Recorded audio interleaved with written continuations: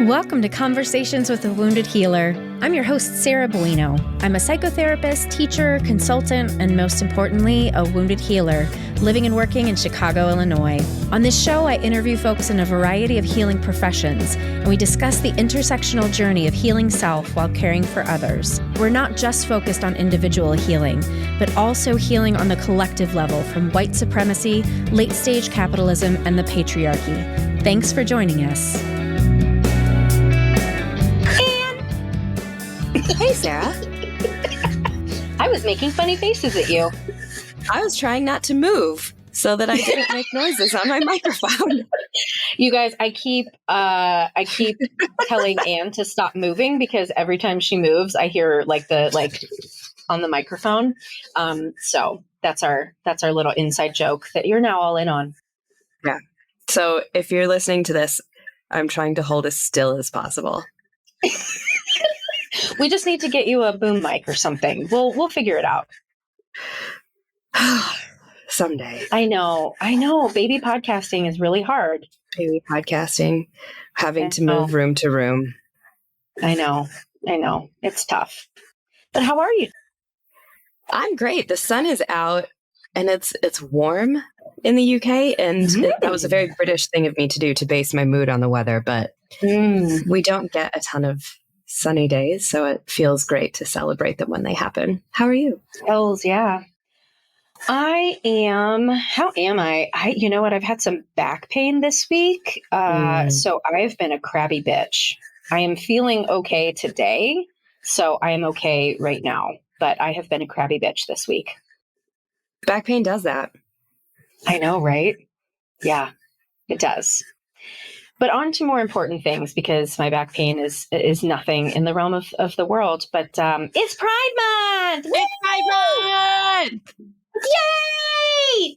I try not to scream right into everyone's ears. And I usually do a rainbow for Pride Month for my hair. But what I've done this month is the bisexual pride flag. I don't know if you can see it, Anne.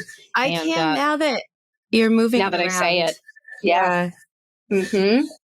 Yeah, by pride. Woo! Hooray! Hooray for all the pride. Yes. I'll have to try to. I guess I wouldn't want to represent other colors that don't represent me, because that would seem weird. Yeah, that's fair. I myself am cis and straight, so I just celebrate everybody else. I'm the ally that just gets real overhyped. It's funny, though, because I've said this to you before, that you have a spiritual energy, even though you're not spiritual. You have a queer energy. Okay, so I know I'm not the first person to tell you that. You are fully not. Two of my therapist friends in the UK, one is trans and one is non-binary, and both of them are convinced that at some point I'm going to come out as at least bisexual, and so they have like a tally. And at this point, it's my clothes, the way that I eat my food. I saw one of them the other day and they were like, "You're eating out of like a cute little pot with your oats." And I was like, "Yeah." And they were like, "That definitely goes on the list." And I was like, "I'm just eating overnight oats." And they were like, "Yeah, but you're doing it in a wholesome lesbian way." And I was like, "I just thought that was a Brighton thing to do." And they said, "Brighton is wholesome lesbians." So interesting. Yeah. So I'm okay with this. And, who knows what I'll discover about myself down the line. Never say never. I take it as a compliment that I give off queer energy. And I'm sure that Alex and Shay, if you're listening, you'll feel very vindicated by that. Yeah, you're welcome, Alex and Shay. Because I've been told that lesbians find me very confusing because they can tell I'm not straight, but also they can tell I'm not a lesbian. So I mean, that's what bisexuality is, I guess, right? Cool. Yeah. So here we are. Yeah. Yeah. And moving to, a little bit more somber note, we just wanted to, I guess, give space and credence to the Pulse nightclub shooting that was on June 12th. Do we know how many years ago that was now? Oh, I don't remember. Yeah. I mean, it's awful that there are so many shootings that there are no way that we could actually remember, right? that it almost doesn't stick out because there are so many that happen every fucking day. Yeah. And it does feel simultaneously important to recognize Pulse Remembrance Day because it's Pride Month, and also sad to have to recognize it during Pride Month, which was part of why it was such a tragedy, or what added to the tragedy, I suppose, in the first place. So sending love and support to anyone out there who feels affected by it and continues to be affected by gun violence and by any type of homophobic violence and aggression. Yeah. Yeah. And all of the anti-trans bills right now, just like, come on.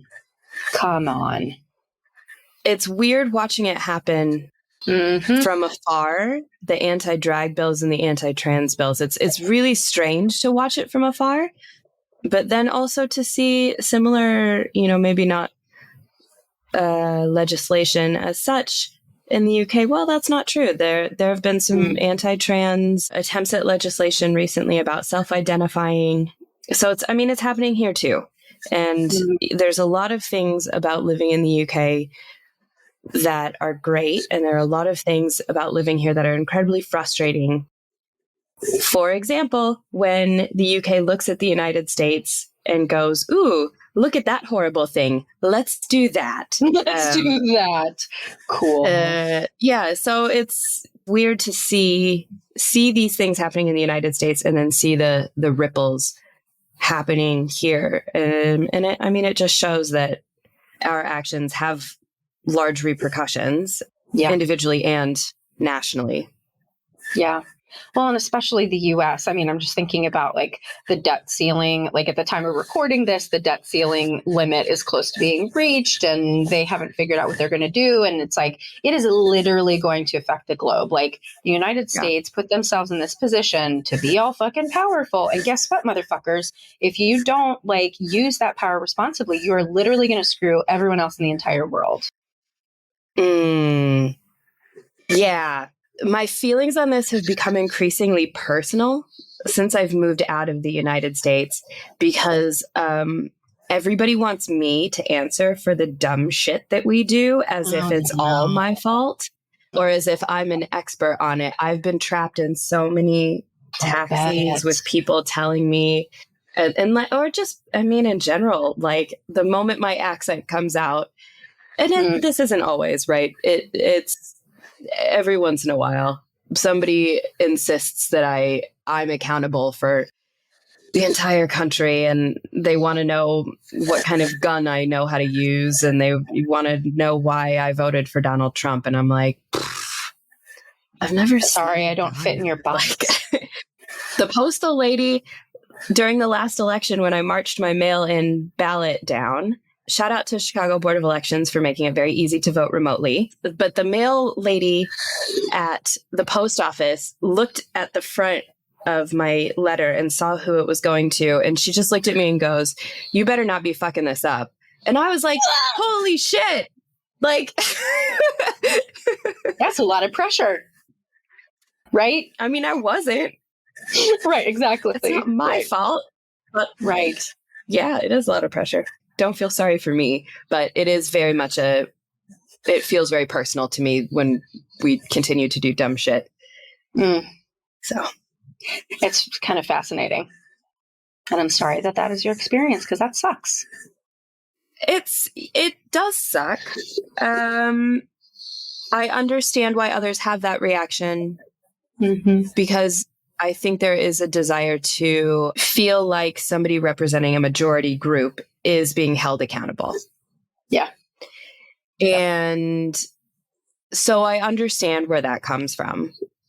And sometimes I'm able to just be like, yep, sometimes we suck and I'm sorry.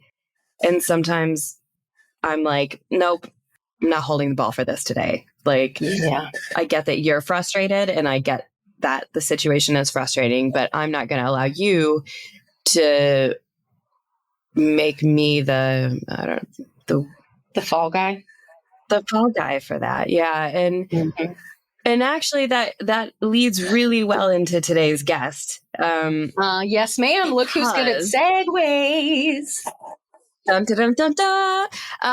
But a lot of that actually, my ability to say I'm actually not going to be the fall guy for this, and to not need to self-flagellate for all of the wrongdoings of my country and my race comes from the work I did with Dr. Isha McKenzie-Mavinga and her ability to inspire self-compassion and to release.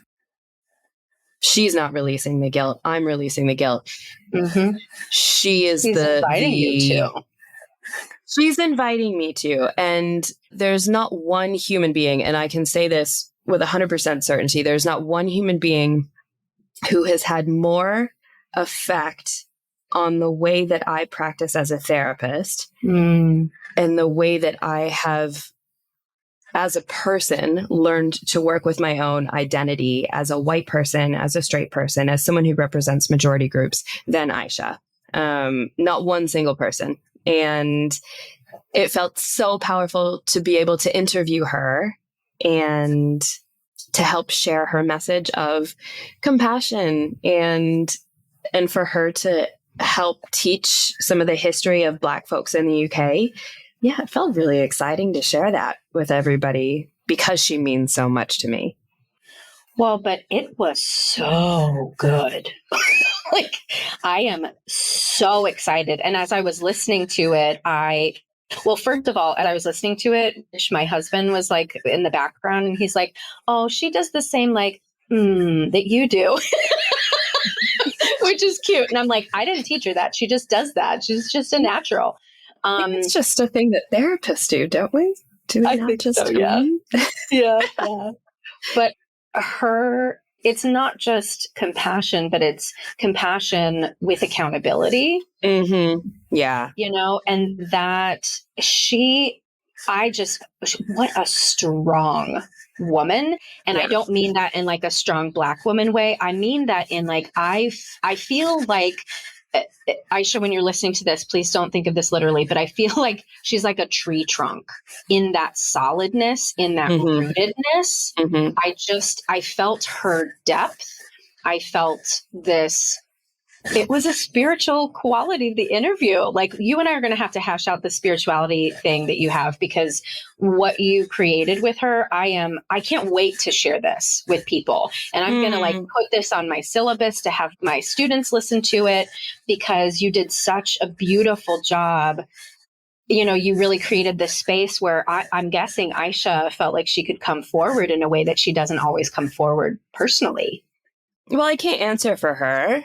I'm glad that that's what you took from it. And I'm feeling hesitant to take a lot of credit for that, because that's what she inspires in me. What she does. Yeah. Yeah.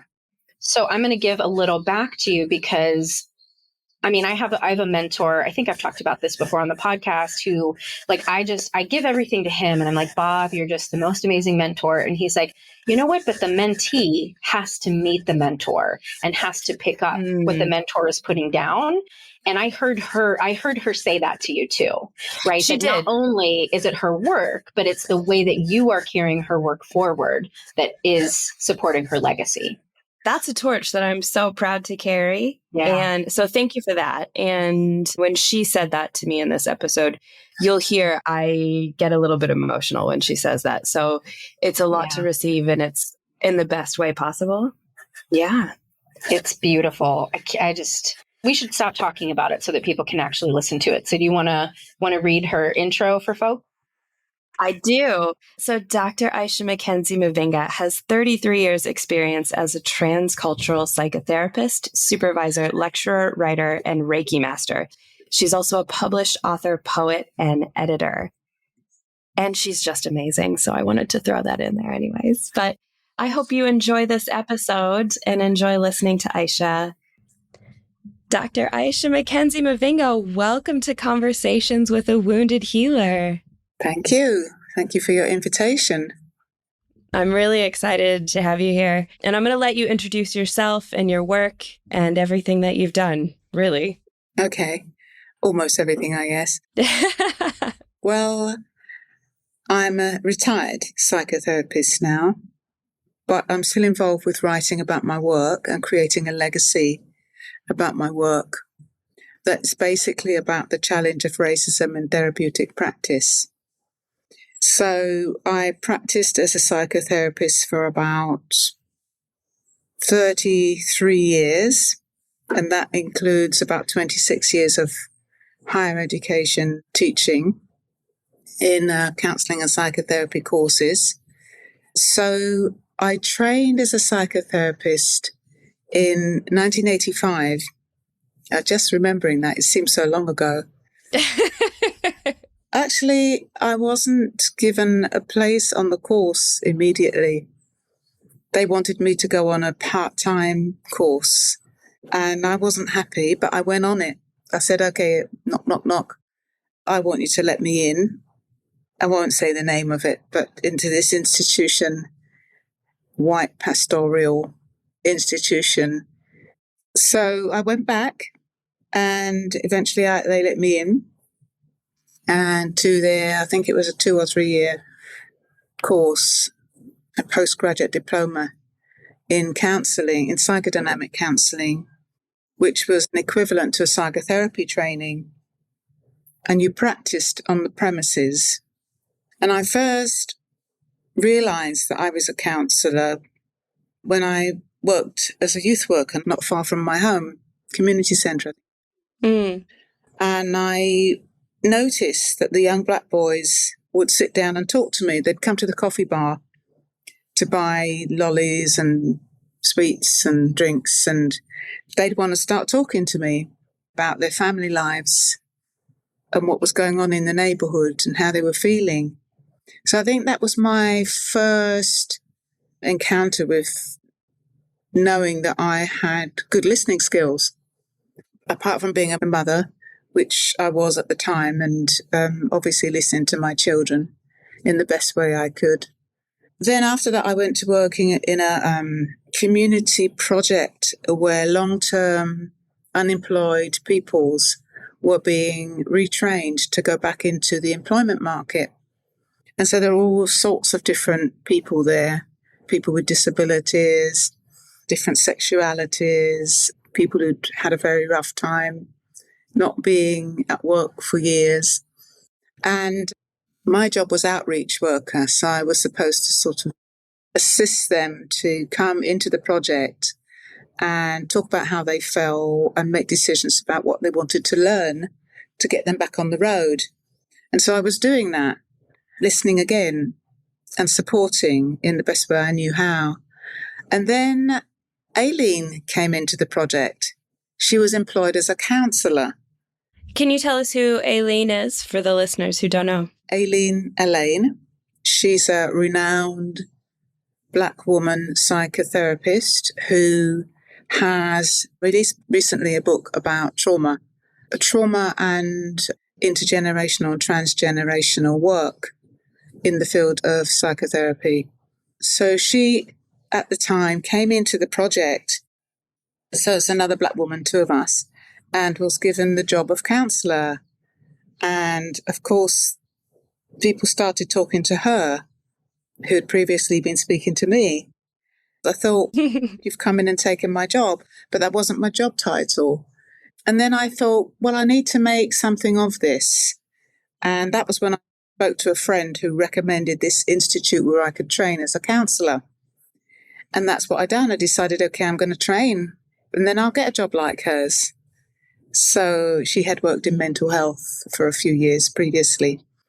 So I went to my training, and I felt quite marginalised in my training as a predominantly white institution that would not refused actually to give attention to my experience as a Black woman and what was needed for acknowledging and using identity as something that you could work with in a therapeutic exchange.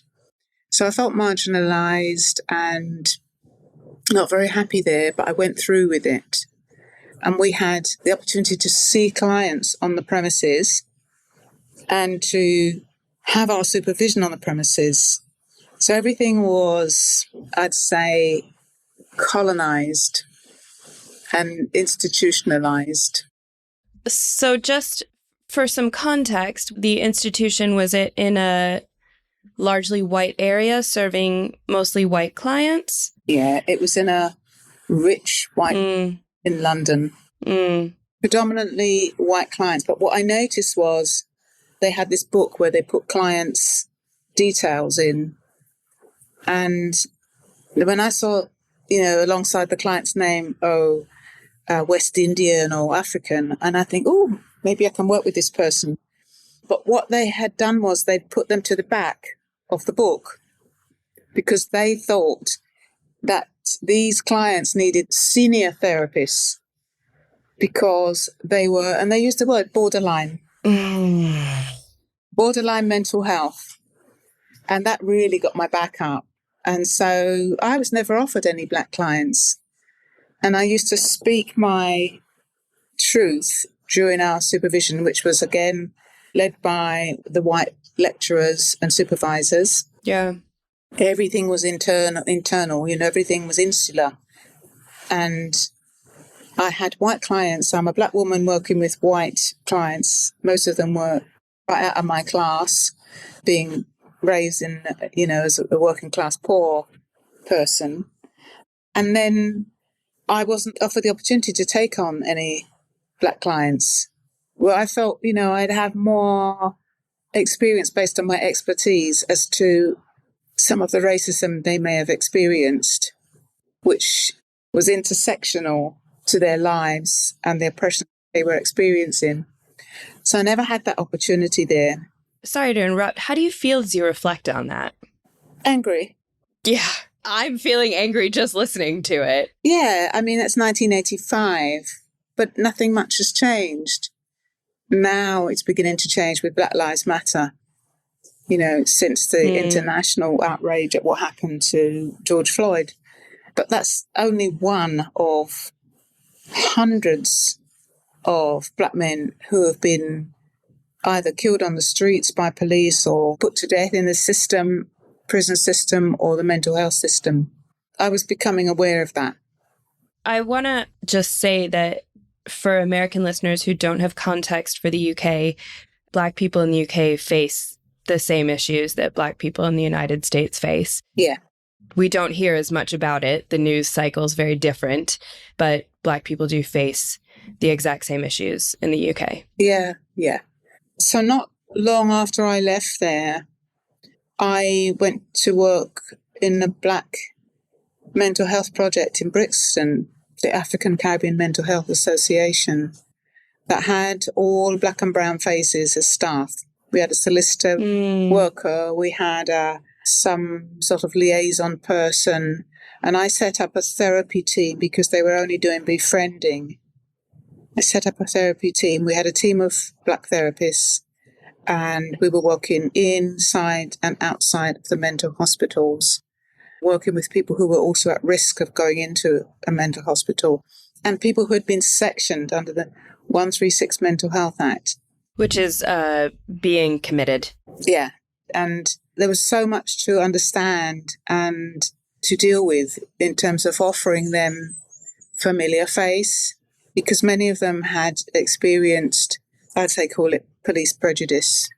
One woman was locked up for singing loud on her balcony. So you told me this story, and it still affects me when I think about that. And I think it's such a demonstration of the hurt that can happen and the pain we can cause when we don't understand other people and other cultures. And when we inherently assume that someone who is different from us is crazy or different or wrong. That story, that really sticks with me. Yeah, I mean, there was no real mental space in the project to consider that what might have happened to these people that we were working with, that racism could have attributed to it. Overrepresentation in terms of being diagnosed as schizophrenic and taken into locked wards. And some of them, one or two of them, died from over-medication. And we were also working with the parents who were grieving around those issues as well. So it was a tremendous challenge, and it hurts to see your own people being seen as mad because they're complaining racism, basically. Or either they're complaining about racism or they've been pushed to the bottom of the pile because of racism, don't have any housing or don't have adequate housing. They're trying to get their voices heard and they're being pushed down even further and then given labels. I don't know if I told you about one woman who'd been on lithium for 30 years. Oh my God. She was 16. She came home from school and there was a double murder in her home. Father had murdered the mother and then killed himself. And she was just put on medication. And I worked with her in that project. When I left the project, I met her on the street one day and she told me she'd got a decent life. She'd married and had children. But while she was in the mental health system and she used to come and talk to me, she told me that they used to give her this medication to take in the hospital and she never took it. And she told me this story where one day she took the medication to the psychiatrist and, he was asking her how she was, etc., etc. And she took all the medication, gave it back to him and said, look, you see, I've improved. You can see I've improved and I've not been taking this. So she was doing her own science, really. It was evident that they had shut her down rather than given her appropriate therapy. And a lot of that was going on. So that kind of it's very upsetting and it's a lot of injustice. So those are the kind of situations that I was working with. Grief, death, injustice, misunderstanding, mislabeling. And so anyway, I went to work there. That was a huge and important experience for me about what happens to Black people who go down the mental health road. We live in fear of our children or our grandchildren ending up in the system and being treated in those ways and dying as a result. My training plus that witnessing and being part of those experiences kind of spurred me into wanting to do something about making sure that there was a resource, a therapeutic resource for Black people and people of colour. Other resources were being built up. There was a man who started that project in Brixton and was doing a lot of work with some of the psychiatrists of colour to try and change the system from the inside. And, I was one of those that was trying to change it from the outside, but offering a facility where people of colour could come and talk and have therapies, not always psychotherapy, because they would come into the building and they'd look at you and you'd ask them how they felt and they'd say, well, this feels like home from home. Because the white psychiatrists, for a start. And one of the questions they would ask was, where are you from? And so they wanted that familiarity, that connection, seeing a brown face. It's someone who may have a deep understanding of what's happening to them out there in the social atmospheres. That was a big influence on my life, plus the fact that I felt marginalised by my training. There was no what I call now an appropriate gaze for my learning. I was kind of seen as a bit odd, a bit weird, because I was challenging the system that wasn't facilitating my learning as a Black woman. So after that, I started to develop some short courses on the process of racism in training, psychotherapy training. They allowed me, because they were not doing the work, they allowed me to come and teach those sessions in the organisation that I had been training in. But then I was only doing that teaching with white people who felt they needed an addition to what they were learning. because I was in this institute in a rich area of London. So they were kind of topping up what had been missing from their training. Can I pause you for a second? Because that's exactly how I met you. Because I started reading your book and needed something to top up my training. And we're talking about how many years later. It's a sinking feeling to know that after decades of doing what you do, and after an institution realizing that there was a hole, that there was not enough active plugging of that hole, that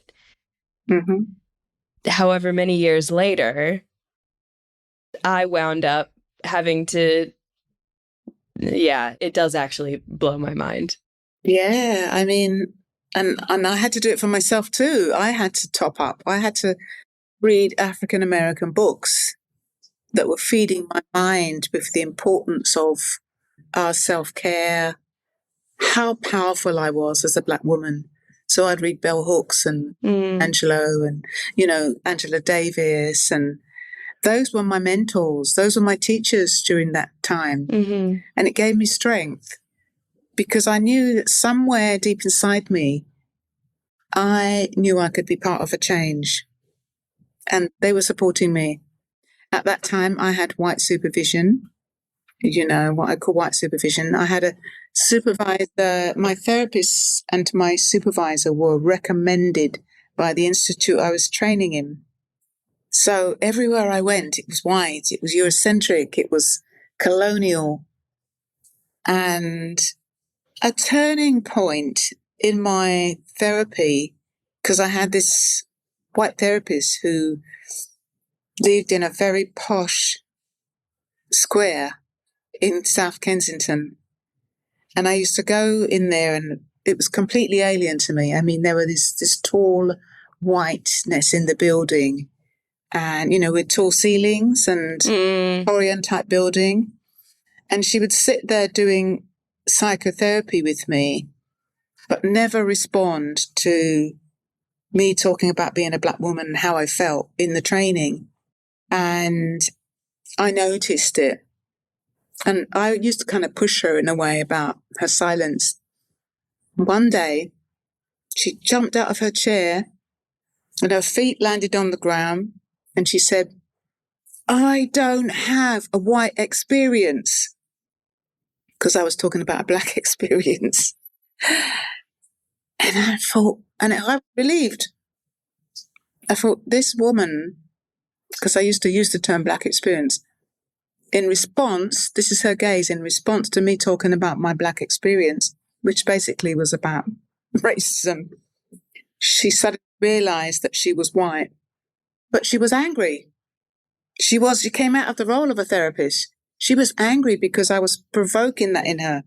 So that was a turning point in my therapy with her because I was relieved that she could admit that her whiteness was in the way of her listening to me. And it was not too long after that I stopped seeing her because my training had finished. And I think she'd had 2 years of me pushing that in her face, basically. You had 2 years of her. I had 2 years of her as a not pushing it. Yeah. Prior to that, my first therapist that was short-term inside the institution, this is how they kept it all very insular and not appropriate, really, was a white man. And every time I expressed something that, I think I've written about this in one of my books, every time I expressed something that he found difficult, that would be to do with the colour of my skin and who I am, he'd light a cigarette. Now, in those days, you could smoke indoors. He'd light up a cigarette. And one day I said to him, "Why are you smoking in here?" And the next session, he didn't do it. I said, "Why are you smoking every time you find something difficult that I'm saying to you?" Imagine I'm saying that to my therapist, So, anyway. It's hard enough to challenge your therapist, with quote unquote comfortable things, right? Yeah. What I'm reflecting on as you say this is getting this version of your story, getting the history of it. We know the difficulties that marginalized communities have to go through on a grand scale. But what your story is giving us is your personal experience of how racism, the white gaze, colonialism, and insular institutions have really impacted you and all the fighting that you had to do just to exist, just to become something that I'm fully sure your white classmates were just kind of like going through and not thinking about. They were a group and I was kind of like a thorn in their side, basically. Mm-hmm. Once I walked out of the process group because I felt no one was really listening to me and they weren't responding. You know, there's this silence that happens when you're talking about yourself as a person of color in a white space. So I walked out and the same thing happened on my MA. I went to quite a high class college to get an MA in psychotherapy. And I was the only one, again.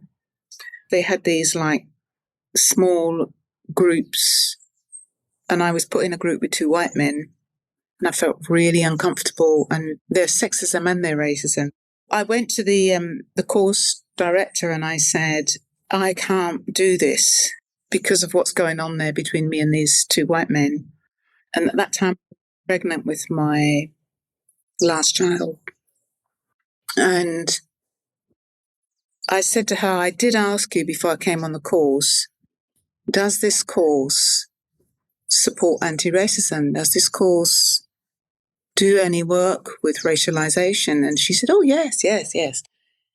But when I went to her with this concern, she said, well, why don't you go back in there and process it? I said, no. Oh. I said, I'm not putting my unborn child through this. And I left the college. Mm. So I've been a bit of a rebel, but I wouldn't stand for it anymore. And then I had a white supervisor who admitted eventually that she didn't really know how to respond to me talking about my clients in terms of our diversity, me as a woman of color and white clients. You know, she said, I'm sorry, I wasn't trained like this and I don't think I can help you with it. She sacked herself. So we had to stop. But at least she admitted it. It's like my therapist, you know, it's like, why do people abandon the work that they find challenging? Mm-hmm.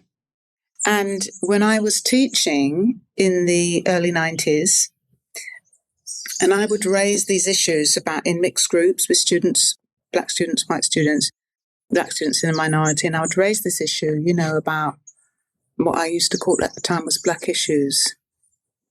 And then students would say, well, I can't work with a black person because I don't know how to do it. And in my village, there's no black people. I'd never seen a black person before I came on my course.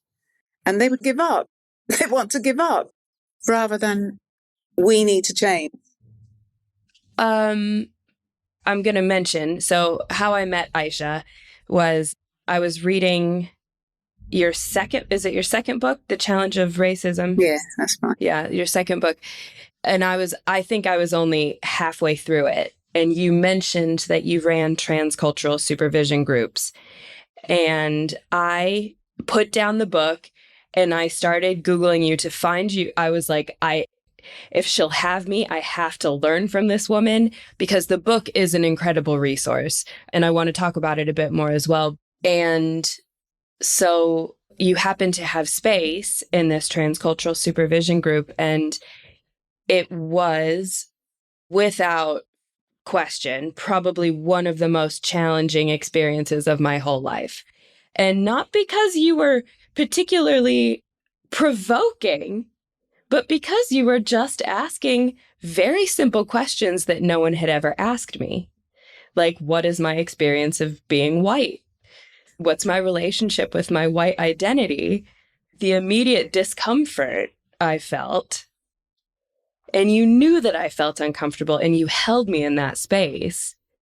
But it is very challenging work that all white therapists need to be doing in order to not have people of color having the same experience that you had. To have your therapist, your supervisor, entire institutions kind of abandoning you and leaving you to sort things out on your own. I mean, it's harmful. Yeah. And if we're supposed to be doing no harm, well, it means we have a lot of work to do before we can actively do no harm, because there's so much harm we don't realize we're causing because we've never had to think about it. And by we, I mean white people. Yeah, that's right. It becomes an ethical question, because not only was it about white people needing to learn about themselves as white people and the impact of being white and being members of the perpetrator group, it was also what's missing for people of color and Black people. And so when I'd done the research that supported my first book, Black Issues in the Therapeutic Process, when I'd done that research and I was working at London Metropolitan University, counselling services there. On the counselling course I was teaching, I was a senior lecturer there, but I was also a counsellor in the department for students, international students, and there were many of them were Black students, people who are asylum seekers and in the most heinous situations.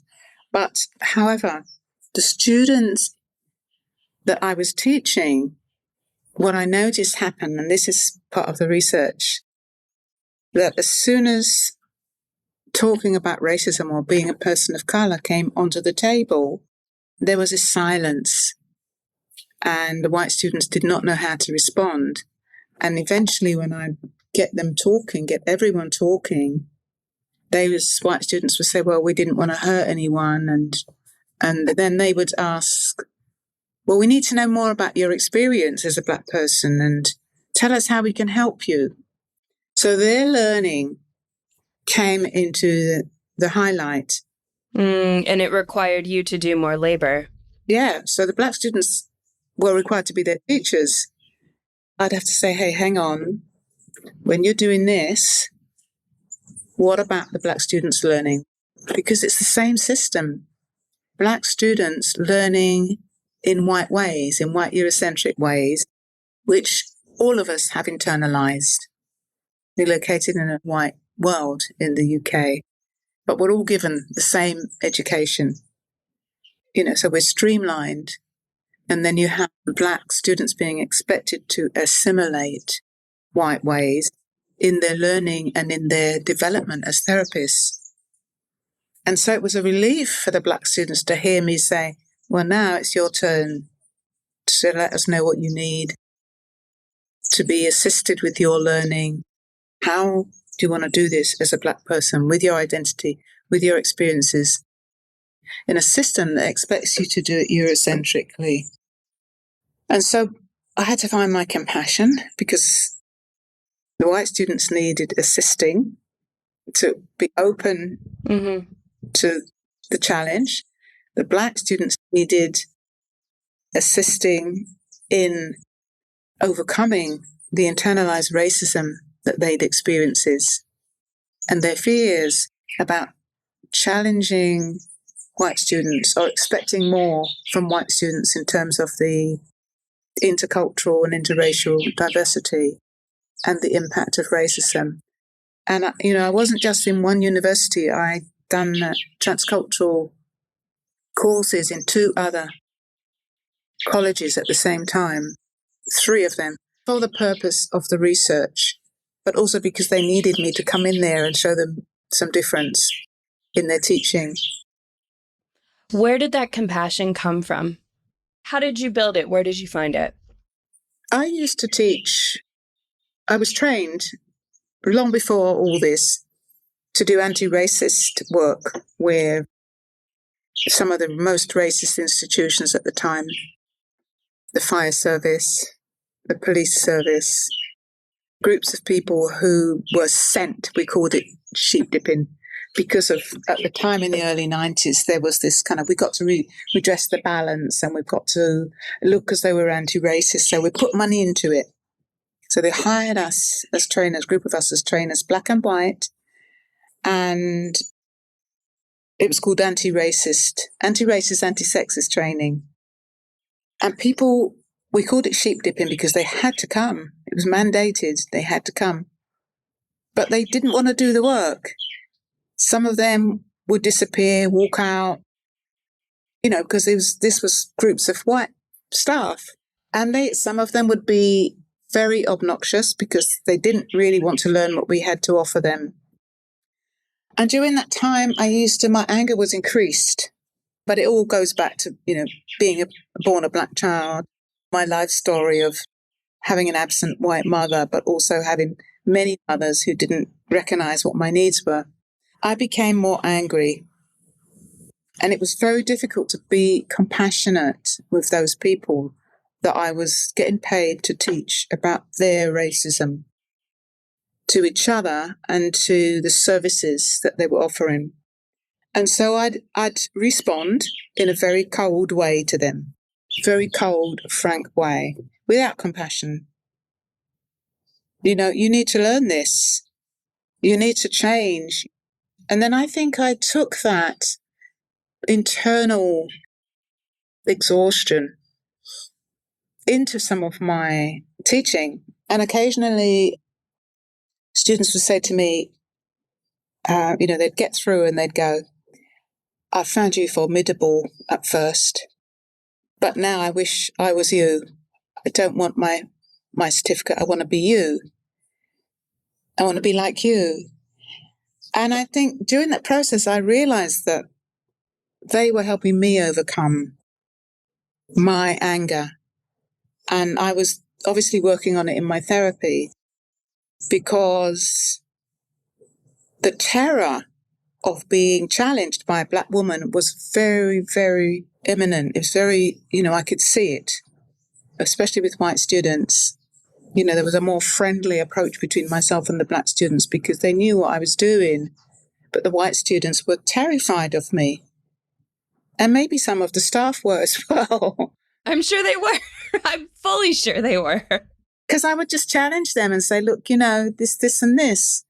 So along the way, as people began to see me more, and as I realized I wanted to explore why my voice became harsh and my hurt was coming out as anger and understanding myself as a black woman, I became more compassionate.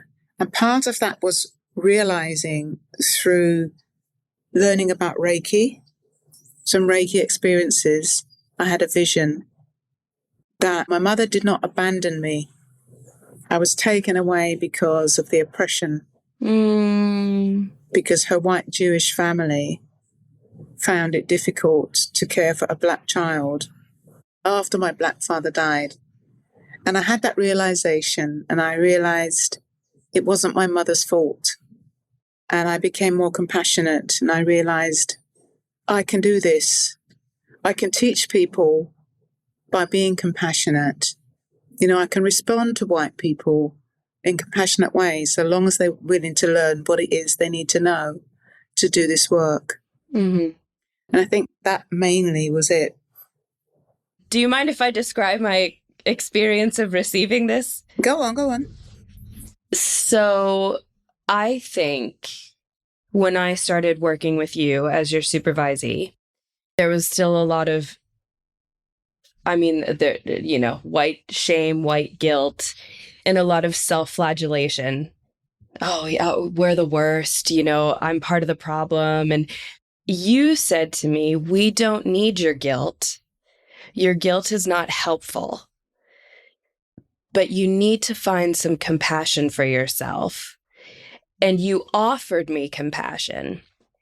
And I sat there feeling like this Black woman who's been through God knows what to get where she is offering me the deepest, realest, and it hit me right in my chest.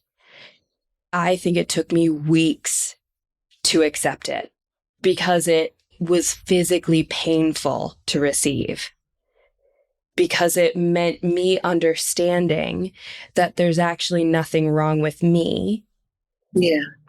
It completely, when I say it completely transformed me as a person, that is not an exaggeration.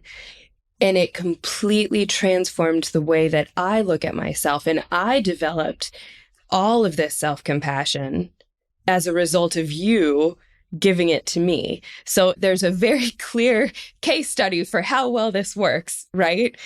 And as a result, when supporting other white people in doing this work and exploring their own identities and their relationship with racism and colonization, instead of coming at it from this sort of, I'm one of the good ones, moral high ground, I get to come at it as we're both just here trying to solve a problem. Yeah. And rather than kind of getting angry at people for saying, I literally, the first time I started to get angry at someone for being like, why are you still thinking like that? It's, whatever, 2021, whatever. I went, no. If Isha can have compassion for me, I can have compassion for this person. And that has literally been a guiding force in my work as a therapist, as a human, in my interactions with probably everybody. So as a recipient of that compassion, I'm very grateful. And it is transformative. It's absolutely transformative. I'm feeling very moved as you feed this back to me and as you share with me what you've done with it. Because, and I know because we've had quite a bit of contact, you're one of the people who can say this to me very genuinely from your heart, that you've had this transformation.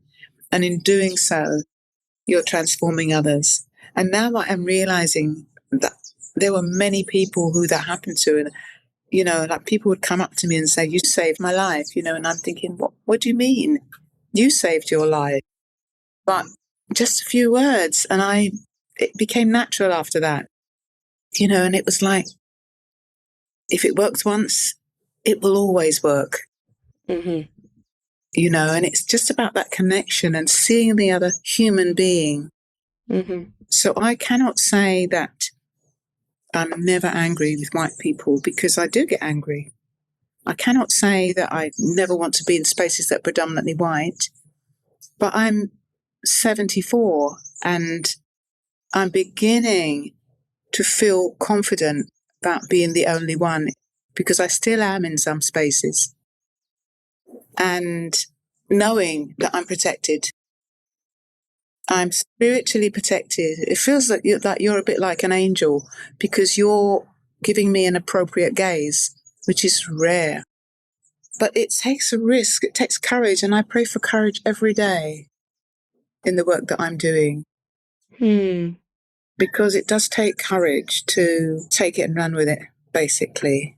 If there's one person who, and actually I'm going to pause because I feel very moved by hearing you say that. And this time I am able to receive it without having to wait weeks.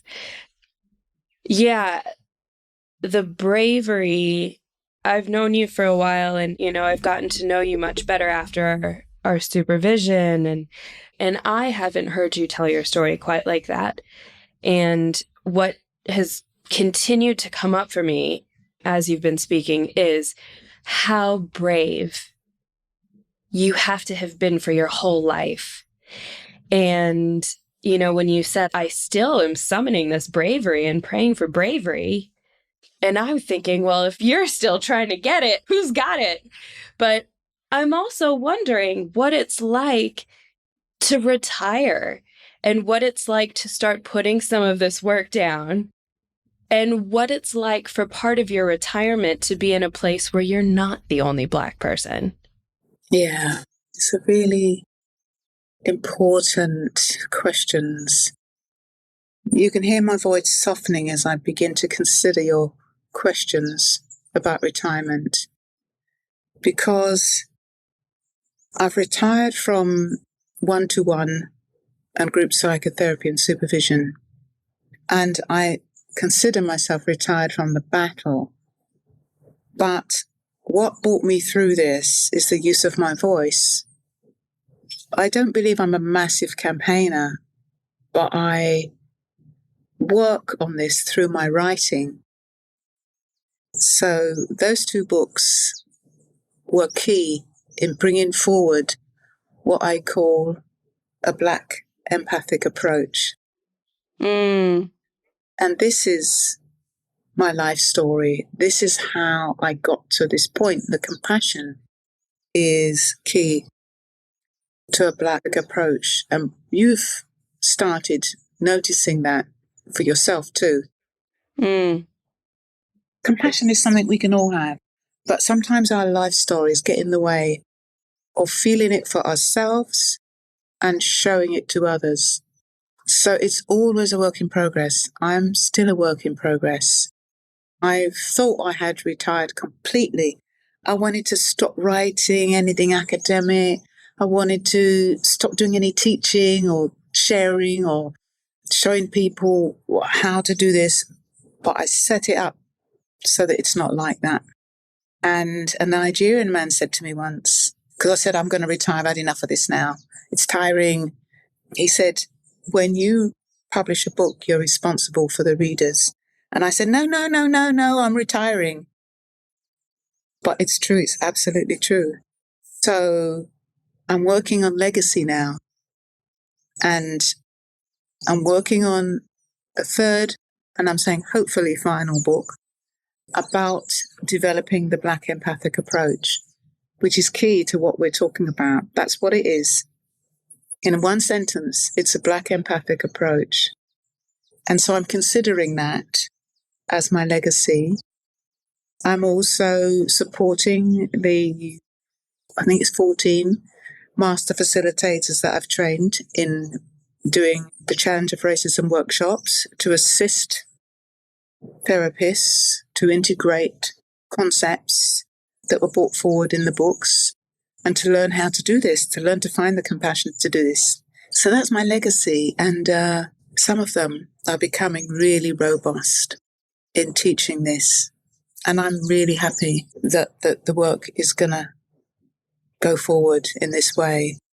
Well, it's already going forward in this way, that people can teach what I felt was needed for this work and bring it forward and keep transforming the field in that way. So like little buds, you know? Did I answer all your questions? Well, the last one was, what's it like to retire somewhere where you're not the only Black person? So first of all, tell us where you are with all this sunshine that's streaming in behind you and the birds chirping in the background, because it's not England. No, I'm on the sunny paradise island of Tobago. I'm here 2/3 of my year, and I am still writing. I want to find the time to publish a poetry collection, which I've always written poetry from a young age. And that's helped me through a lot of self-expression, I guess. So I'm away here, but I am deep into the interactional process of living in the village, so to speak, the village of predominantly Black African heritage peoples. In Trinidad, across the water, it's 50-50 Indians and Africans. On this island, it's Black African heritage.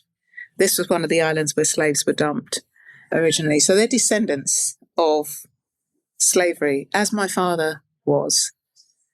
So I see very, very clearly how the internalized racism and colonialism has injured many people here, because it comes out in how they hurt each other and how they behave to each other. how they talk to each other. But it also is very apparent in how they protect each other, how the village is like one family. And so I'm living here. There's a house behind me. There's a house across the road, a house across there, next door. People watching me, they know. They're watching to see if I'm okay. The roosters are watching you too. I can hear them. That's right. They come here in my yard like they're my family. And they have high expectation that I'll feed them. So I have two last questions. My first one is, you said this book and this work is your legacy. What is it like to have a very tangible legacy to leave behind? Meaning, there are already people like me and a lot of the therapists I work with who speak about you in hushed tones.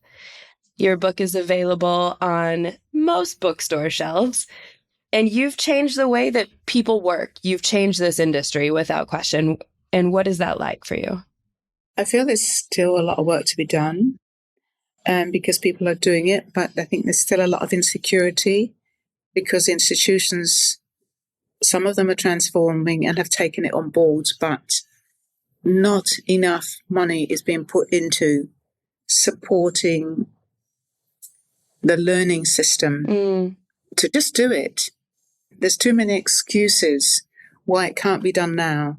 And that's very evident in the amount of organizations that want the training but don't want to pay for it. Yeah. Oh, they want their staff to learn this, but they don't want to pay for it. And so, they have these financial restrictions.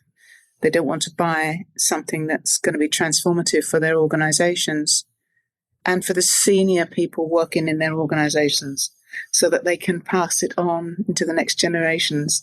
It's too slow. But it's trickling in. If this is how it has to happen, it's trickling in. And there are some people who are determined to take it forward. Many people, no, I'm not the only one that's doing this work, but the way in which I'm doing it is different and profound, I think. So what was the question again? How does it feel to be leaving behind a tangible legacy? Yeah. I feel pleased about that.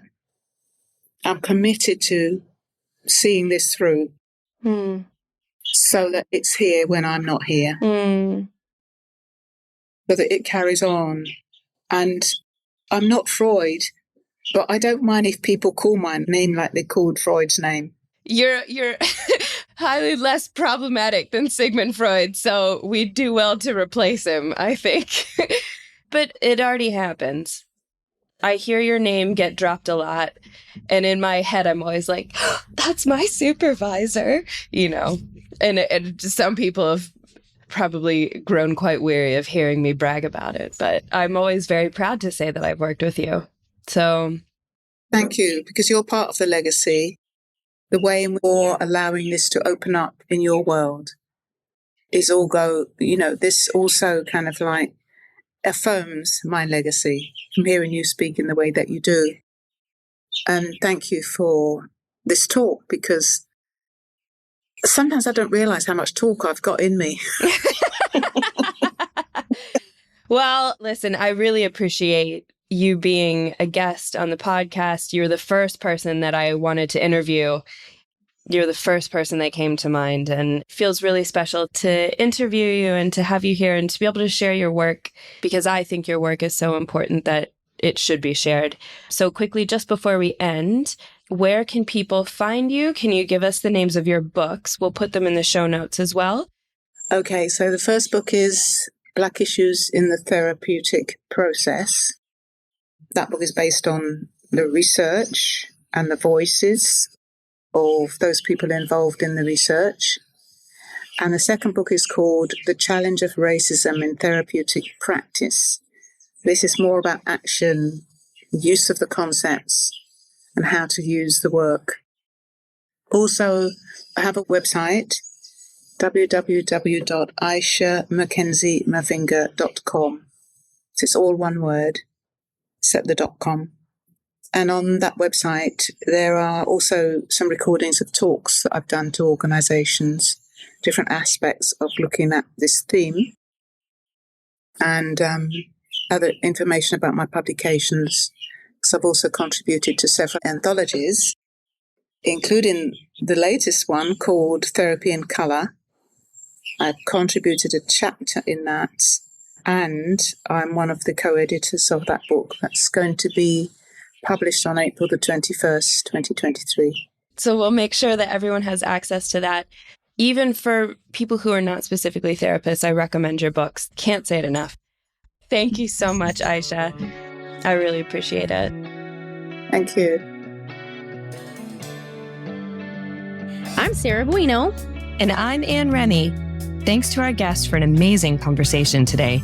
To find out more about today's guest, you can visit www.headheartbiztherapy.com/podcast. You can find Sarah at Head Heart Biz Therapy on Facebook and Instagram.